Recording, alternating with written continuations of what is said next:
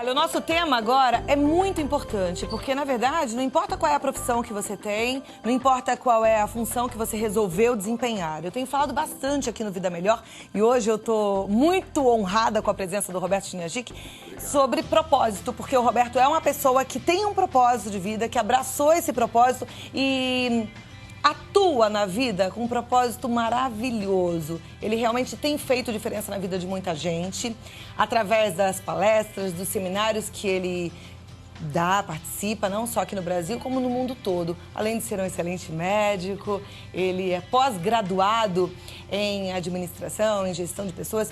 Ele tem muita coisa para passar pra gente. E olha, falar bem é algo que ele sabe, viu? E algumas dicas preciosas é o que ele vai dividir agora conosco. Obrigada por ter vindo, muito obrigada pela sua presença aqui.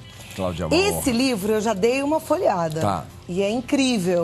Tá Falei pra você lançado. agora, é uma entrega, né? Você resolveu realmente dividir a sua sabedoria aqui em palestras com quem tiver esse livro nas mãos. Eu resolvi escrever esse livro porque a gente vê hoje em dia que frequentemente não vence uma concorrência quem sabe mais, vence uma concorrência quem fala melhor. Então, por exemplo, esses dias eu estava ajudando um banco num projeto e aí o diretor estava falando assim, puxa, porque o projeto daquele grupo de arquitetura é melhor. Aí eu perguntei, mas o que ele tem de melhor? E eu percebi que ele estava comprando o projeto de quem tinha apresentado melhor. Então, quem chegou lá na hora, colocou uns slides bonitos, falou de um jeito cativante. E muitas vezes um grande médico, por exemplo, um grande cirurgião plástico, ele não consegue ter uma bela clientela porque ele não sabe falar. Eu tive um mestre maravilhoso, tenho ainda, que falava, não basta ser bom no que faz, tem que ser bom vendedor. Então, não basta ser um bom médico, tem que ser um bom médico e vendedor, né? E a gente fala isso nesse livro. Hoje em dia, um profissional ele tem que ter 3 competências. A primeira competência, ele tem que ser um grande líder. Então, seja na empresa, seja na casa, né? Por exemplo, às vezes o pai, ele não consegue ser um líder em casa, né? Ele fala e é uma voz fraca, né? Ele tem que ser um bom vendedor. Então, não importa a profissão da pessoa. Vendedor de ideias, né? Vendedor de ideias, vendedor de projetos. Então, por exemplo, eu gosto muito de ir para a praia. A gente tem uma casa em Juqueí e eu tenho a Cláudia, minha mulher, e 5 filhos. Eu tenho que ser um bom palestrante para conquistá-los, principalmente a moçada da adolescência, que ir para a festa todo final de semana.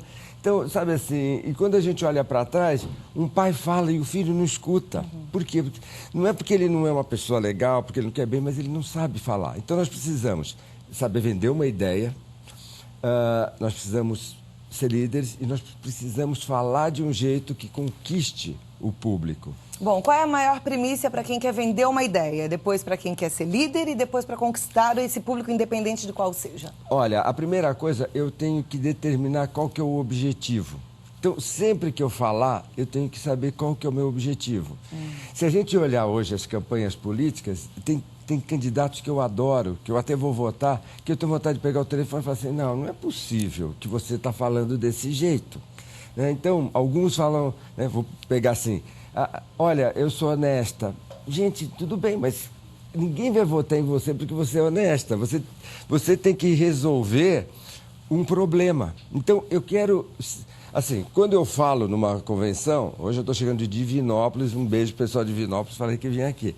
Então, sabe assim, quando eu falo numa convenção, eu tenho que falar assim, o que eu quero que essas pessoas façam. Então, e a outra coisa, quando uma pessoa vai numa palestra, ela não está preocupada com o palestrante, ela está preocupada com ela. Então, eu tenho, como médico, como psicólogo, como dentista, que falar, eu vou te ajudar. E, frequentemente, a gente vê as pessoas falando que elas têm vontade de falar. Então, às vezes, numa convenção, o sujeito, o vendedor, ele tem 5 minutos e ele tem que falar de um jeito que venda. E às vezes ele fala assim, Roberto, só 5 minutos. Eu falo, então faz o seguinte, fica no semáforo em São Paulo e vê aqueles rapazes que vendem no semáforo, eles têm 30 segundos, eles vendem, cobram no cartão de crédito e o sujeito está com o semáforo lá com o pessoal buzinando atrás. Então, não é uma questão de tempo, é uma questão de estar preparado. Então, frequentemente a gente vê políticos, candidatos agora a vereadores, são pessoas que eu adoro, que eu vejo eles fazendo um trabalho social lindo. Quando eles falam, que às vezes eu até arrumo um espaço para ele falar, ele é confuso, ele é disperso, não tem foco, não tem método. Então, o primeiro ponto é saber o que é que a gente quer com aquela fala. Qual que é o objetivo? Como é que a gente mostra a nossa liderança na hora que a gente está na frente de uma situação, mesmo que seja em casa? Olha, tem que ter atitude, tem que olhar nos olhos, tem que falar firme. Então, por exemplo, às vezes a mãe fala, meu filho, você tem que estudar. Tem momentos que eu tenho que falar, meu filho, você tem que estudar. Tem outros minutos que eu falo assim, filhão, deixa eu falar para você. Você não vai sair os próximos 30 dias, porque você vai estudar. Então, eu tenho que falar de um jeito firme. Eu não posso ficar sempre... Né? Outras vezes, o pai é muito firme, ele é um ditador. Ele não se comunica, ele não olha nos olhos, ele não chega. Então, eu tenho que falar de uma maneira carinhosa, firme e clara. Eu não posso simplesmente... Né? Aquelas mães muito super protetoras, minha filha, você tem que estudar. Minha filha, você tem que... Isso não realiza o objetivo. Então, eu tenho que saber qual que é o meu objetivo. Então, tem momentos que, né, às vezes, eu tenho 5 filhos, né? Então, às vezes o meu filho, algum na adolescência, tem os mais velhos, tem os adolescentes, fala assim, pai, né, filho com 10 anos, mas, pai, eu te odeio. Filhão, faz o seguinte, agora você vai estudar, quando tiver 30 anos, nós vamos decidir se você gostou de mim ou não. Então, saber como que eu... Então, eu tenho que determinar o meu objetivo. E eu tenho que ser muito claro na mensagem, eu tenho que organizar muito bem a mensagem. Agora, o que eu percebo, Roberto, é que as pessoas, às vezes, elas ficam muito nervosas na hora que elas vão falar em público. E essa objetividade, essa clareza, simplesmente desaparece. Né? E eu percebo algumas pessoas, por exemplo, falando as mesmas palavras várias vezes, aqueles vícios de linguagem, né? Né? Como é que faz para driblar esse nervosismo? Qual é a dica que você daria? Deixa eu falar o que está nesse livro. No livro eu falo o meu método, né? O método que eu uso, o método que eu ensino. Então, a primeira coisa eu tenho que definir qual é o meu objetivo. Então, para a mãe, você que está ensinando... Meu objetivo, nessa hora que eu quero que meu filho estude, não é ser amiga dele. Meu objetivo é que ele estude. Então, se ele vai gostar de mim, vai me aplaudir ou não, isso não é o objetivo. O objetivo é, ele vai estudar agora. Ele vai estudar. Pode ser que meu objetivo naquela hora seja assim, ele está muito inseguro, meu objetivo é passar a segurança. Então, eu preciso definir o objetivo. Depois, eu tenho que construir as ideias. Então, geralmente, se eu vou falar, por exemplo... Numa convenção, eu começo ou propondo um desafio, ou mostrando uma oportunidade, ou resolvendo um problema. Então, filho, deixa eu te falar. Então, por exemplo, esses dias, meus 2 adolescentes indo mal na escola. Então, deixa eu falar para vocês. Gente, 1 mês sem sair, eles adoram sair, 1 mês sem sair. Pronto, não vieram, 1 mês sem sair. Então, o que eu vou falar? Eu tenho... Aí, o terceiro ponto, eu tenho que treinar o que eu vou falar. Se eu tenho uma oportunidade, se eu sou um candidato a vereador, a prefeito, a governador, eu tenho que ensaiar aquilo. Então, hoje vai ter o debate do Obama e o Romney. Gente, eles estão 2 dias ensaiando o que eles vão falar. Eles não falam de improviso. Aqui no Brasil, a gente tem essa ideia. Eu vou falar o que me dá na telha. Fala o que você quiser, né? Faz o que você quiser, do jeito que você quiser, mas não reclama pelo resultado. Então, tem que treinar muito. 4, eu tenho que chegar na hora lá e vender o meu peixe. E o 5º, eu preciso sempre estar aprimorando o meu discurso. Então, como que resolve insegurança, gente? Insegurança não resolve com terapia. Insegurança resolve com treino. Se você lembrar quando você começou, você lembra que você treinou. Um atleta olímpico, ele treina há 4 anos. E quando a gente está seguro de que treinou, a insegurança vai embora. O medo... Muita gente fala para você, Cláudia, é que você fica tranquila, né? Mas 10, 20 anos fazendo assim, isso. Né? Tem uma história que eu gosto de uma amiga minha norte-americana que tinha problema nas costas, né? E ela fez cirurgia, fez quiropraxia, fez tratamento. E um dia encaminharam, ela estava com muita dor para um chinês, lá em Chinatown, de Nova York. O chinesinho, ela entrou, o chinesinho disse, clac, e acertou, né? E ela, depois de 20 anos, era primeiro 1 minuto sem dor, né? Ela não sabia o que falar. Aí ela falou pro velhinho, né? Simples, né? Aí o velhinho falou, 50 anos de simples. 30 anos fazendo palestra, 10 anos treinando, 10 anos apresentando o programa. Fica simples, mas tem a experiência, tem o treino. Tem várias perguntas já. Legal. Essa daqui não tem a ver com o livro. Vou perguntar rapidinho, você responde rapidinho. Da Nelly Castro de Araraquara. Ela diz que é sua fã há muito tempo. Oi, e gostaria de saber o que ela faz para curar o estresse. Olha, o estresse, primeiro tudo aquilo, tá? Vai caminhar, alimentação legal, tem que dormir. A outra coisa é o seguinte, sempre pensa como que eu posso fazer para ajudar as pessoas. Muitas vezes a gente se sente estressado porque a gente perde a noção de que a gente está ajudando uma pessoa. Então, quando a gente fala assim, puxa, eu sou útil, o estresse diminui. Perfeito. A Helena Silvia de Souza, de São Paulo, ela diz que é professora e ultimamente ela tem muita dificuldade de se comunicar com os pais, porque eles não admitem estarem errados na educação dos filhos e às vezes fica uma situação muito complicada com o professor. Como é que ela evita essa dificuldade de comunicação com os pais? O pai, ele entra com... O pai, ele normalmente se sente culpado quando um filho tem um problema. Então, ele já define, meu filho está certo, o professor está errado. E aí, em vez de parar para analisar como que o filho precisa investir, melhorar, ele acaba brigando com o professor. E eu quero falar para você, não adianta você rasgar o eletrocardiograma que mostra que você está com infarto. Por quê? Porque o infarto vai continuar. Então, para a professora, é sempre o seguinte, faça pergunta para esses pais sobre o futuro. Não com uma maneira crítica, mas assim, esse comportamento do seu filho, como é que você imagina que ele vai evoluir? Você acha que isso vai ter consequências? Como é que você acha que isso vai ser curado, ser resolvido? Então, faça perguntas sempre sobre o futuro, porque quando o pai para de pensar naquele probleminha daquele dia, daquele minuto, e ele fala assim, peraí, se meu filho não estuda... o que vai acontecer com ele? Se meu filho não se compromete, se meu filho está mentindo, qual que é a consequência disso? Então, eu sempre oriento os professores, os educadores, conversa sobre o futuro, porque quando o pai para de pensar naquele problema e começa a pensar na perspectiva futura, ele pensa e ele colabora mais com o professor. Perfeito. A pergunta do Augusto Valentim de São Paulo. O que mais me apavora numa apresentação é a reação da plateia. Sempre que tem um que tosse, outro que boceja, outro que cochicha, tenho a sensação de que não estão atentos no que eu estou falando. Daí eu fico nervoso, começo a gaguejar, engasgar e a suar. Gostaria de saber o que fazer.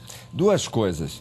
A primeira coisa, leia o livro, porque você tem que organizar, porque é o seguinte... Infelizmente, a maior parte das apresentações são muito chatas. Então, se a sua apresentação for chata, putz, não vai ter jeito. Então, você precisa fazer uma apresentação com muita qualidade. Vamos partir do pressuposto que sua apresentação tenha qualidade. Não presta atenção para a gente que está bocejando. Sempre vai ter. Você fala assim, Roberto, na sua tem... Um pouquinho raro, mas também tem gente que boceja, tem gente que está preocupada com o celular, porque o filho está doente. Então, a dica é o seguinte... Presta atenção em quem está prestando atenção em você. Porque aí você dá a palestra para quem está afim da sua palestra. E você vai perceber que com esse vínculo vai ficar de fora quem está bocejando. E aí essa pessoa é convidada. Mas se você for prestar atenção em quem está bocejando, sempre você vai ficar fora da sua alta performance. Ok. O João Guilherme Reco, do Rio de Janeiro, diz que quando... vai falar com o chefe sobre alguma coisa importante, fica com as mãos suadas. Ele diz, sinto meu rosto ficar vermelho e começo a gaguejar. Não sou assim normalmente. Queria saber alguma dica para controlar meus nervos quando falar com ele.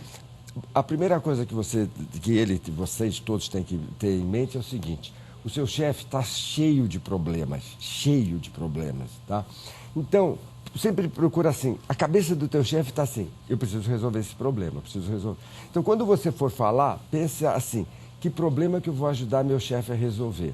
Porque aí o teu chefe vai ter a maior boa vontade de te escutar. E aí todos esses sintomas secundários vão embora.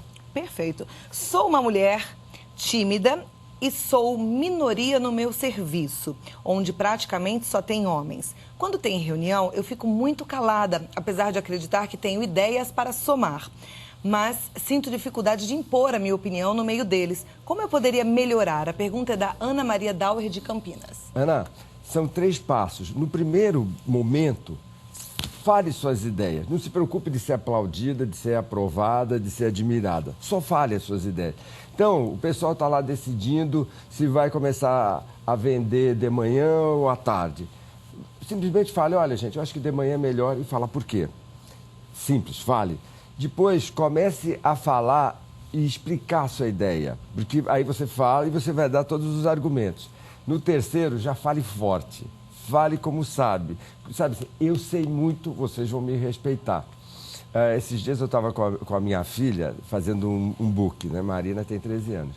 Aí o fotógrafo fez a pose, a Marina estava em segurança, ele falou assim, Marina, fala essa frase.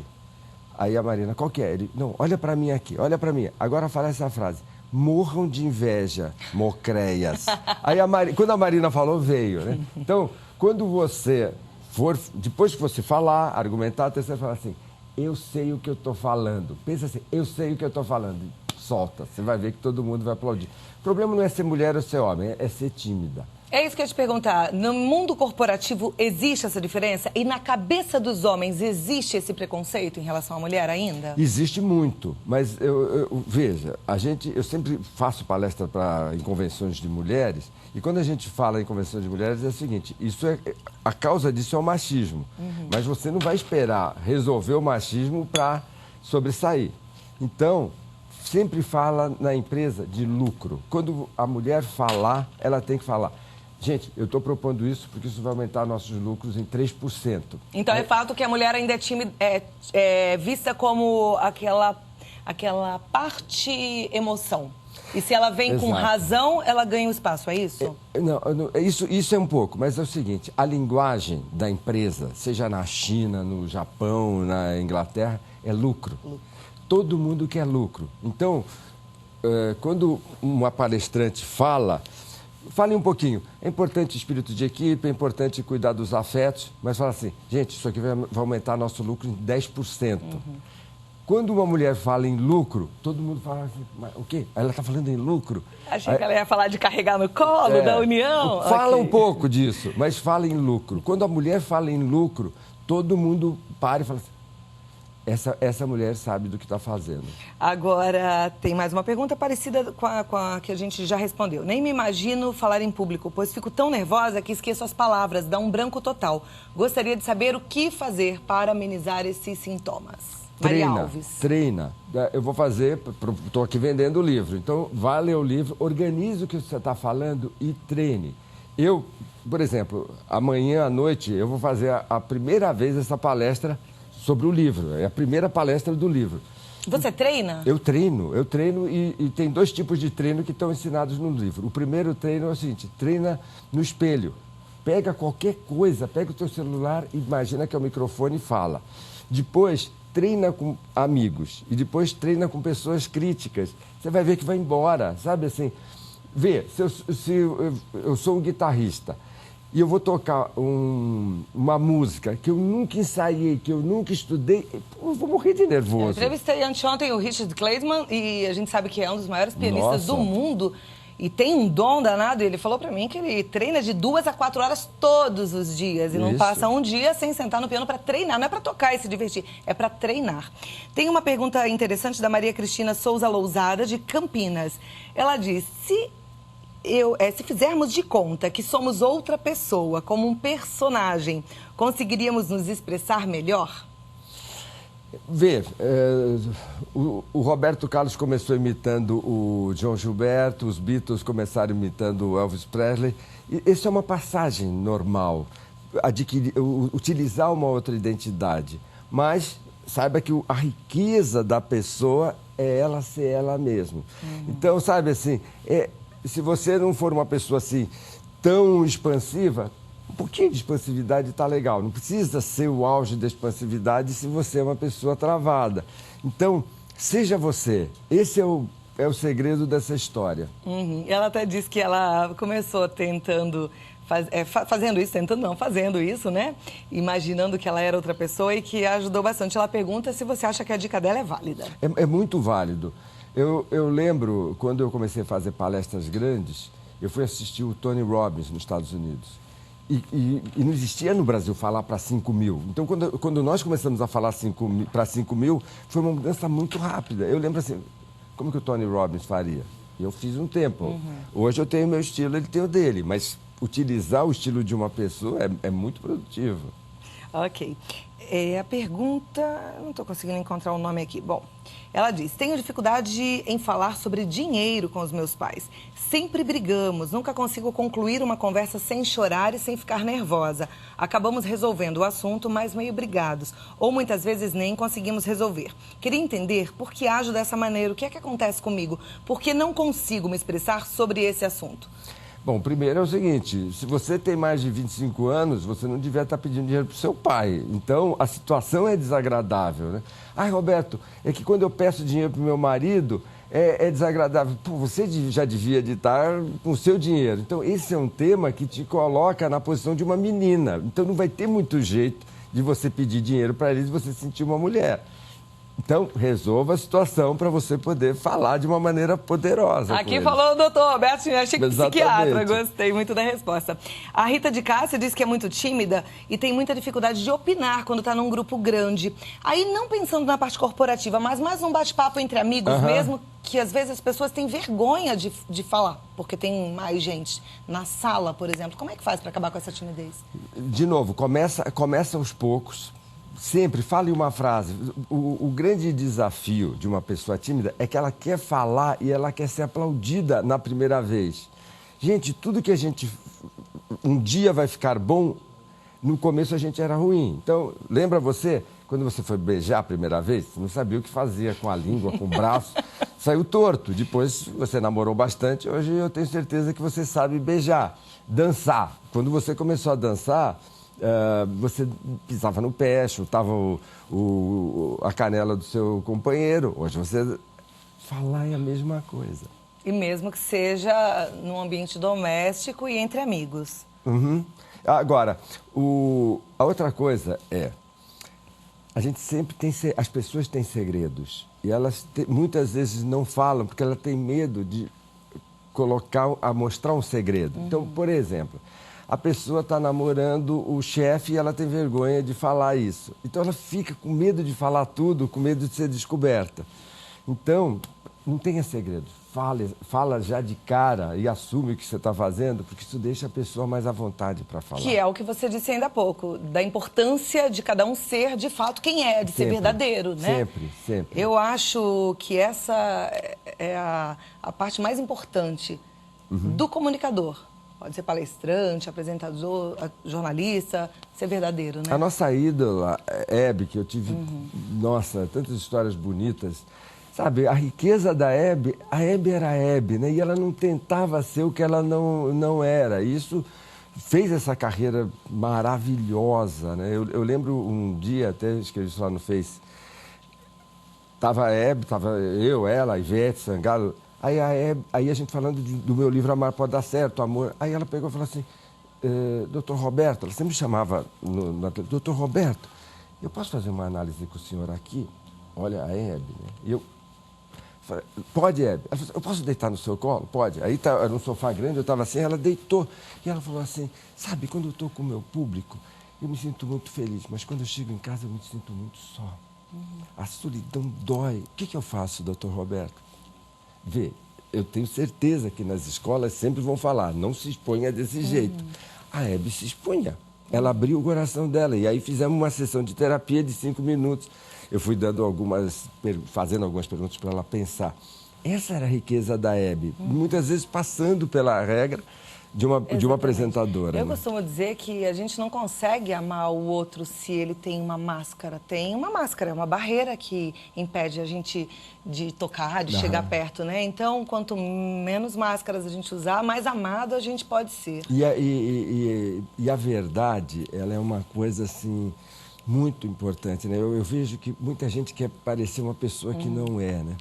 Então, às vezes é uma pessoa mais intelectual, ela quer parecer mais estilo afetivo.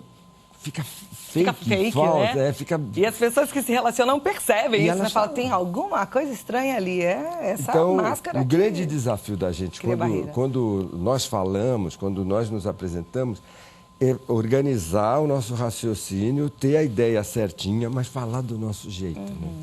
E o ser humano está carente de gente de verdade, né? De carne e osso, né?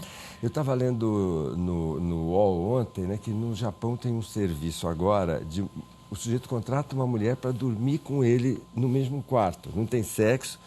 Se pagar um extra, ela conversa com ele para ele dormir. É para fazer companhia? É para ter companhia. Olha só, Deus do interessante. Mas também é bom da gente saber que o homem gosta da companhia das mulheres, porque às vezes a gente acha que os homens gostam de ficar em patotinha, em turminha, né? Gostam de conversar entre eles. Daí já responde a dúvida da nossa telespectadora. Agora, deixa eu interromper e falar.